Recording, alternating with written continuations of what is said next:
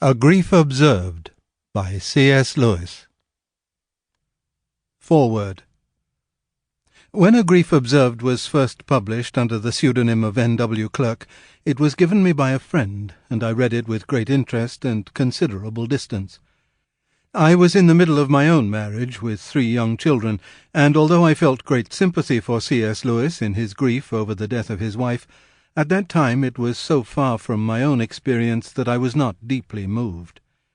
Many years later, after the death of my husband, another friend sent me A Grief Observed, and I read it, expecting to be far more immediately involved than I had on the first reading.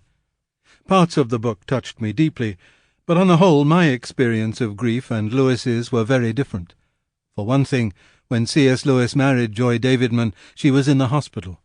He knew that he was marrying a woman who was dying of cancer, and even though there was the unexpected remission and some good years of reprieve, his experience of marriage was only a taste, compared to my own marriage of 40 years. He had been invited to the great feast of marriage, and the banquet was rudely snatched away from him before he had done more than sample the hors d'oeuvre. And to Lewis that sudden deprivation brought about a brief loss of faith. Where is God? Go to him when your need is desperate, when all other help is in vain, and what do you find? A door slammed in your face. The death of a spouse after a long and fulfilling marriage is quite a different thing. Perhaps I have never felt more closely the strength of God's presence than I did during the months of my husband's dying and after his death. It did not wipe away the grief.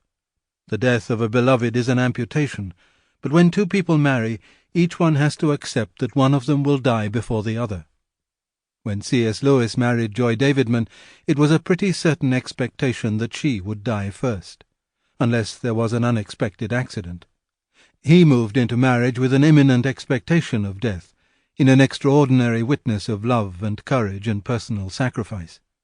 Whereas a death which occurs after a full marriage and a reasonable lifespan is part of the whole amazing business of being born and loving and living and dying. Reading A Grief Observed during my own grief made me understand that each experience of grief is unique.